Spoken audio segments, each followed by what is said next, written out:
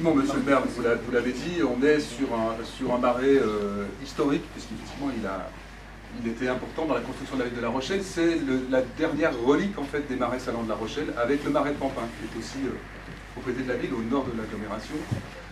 On a sur cet espace-là, je crois, 330 espèces végétales, 134 espèces d'oiseaux.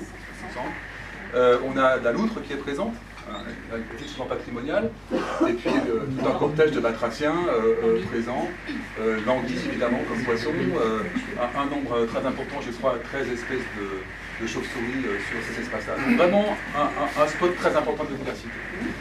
C'est un ancien marais salant qui a été exploité jusqu'en 1935.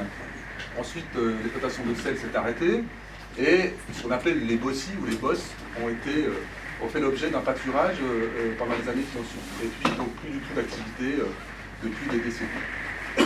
Ce marais, un marais salant, qui dit marais salant, dit effectivement un marais alimenté en eau de mer.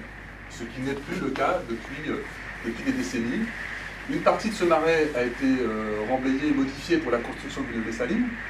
Ce que l'on appelle les lacs de Villeneuve-les-Salines, en fait, sont des anciens marais salants qui ont été modifiés pour être utilisés en bassins pluviaux, et ils ont perdu de leur qualité écologique suite à ces modifications. Donc le remettre en eau, ça veut dire aussi modifier le fonctionnement hydraulique du petit cours d'eau, la Moulinette, qui arrive d'ici et qui après se jette dans le bassin de chasse, pour lui permettre d'alimenter ces bassins qui resteront en eau douce et les déconnecter, en train d'être technique, des lacs de Villeneuve. Donc modification hydraulique, et permettre aussi à l'eau de mer qui est bloquée ici, par un ouvrage, permettre à l'eau de mer de pouvoir remonter et alimenter un marais salant que l'on envisage ici. On n'a pas encore complètement statué là-dessus, qui pourrait produire du sel, et on sait qu'on pourrait faire vivre un saunier à mi-temps sur cet espace-là. Et puis surtout, sur cette zone-là qui a été remblayée, on va enlever 150 000 m3 de remblai. 150 000 m3 de remblai, c'est un terrain de foot sur 15 mètres de haut. Ce sont des volumes considérables. Sur cet espace-là aussi, on avait toute une série d'espèces végétales horticoles invasives qui colonisaient tout et qui banalisaient les milieux.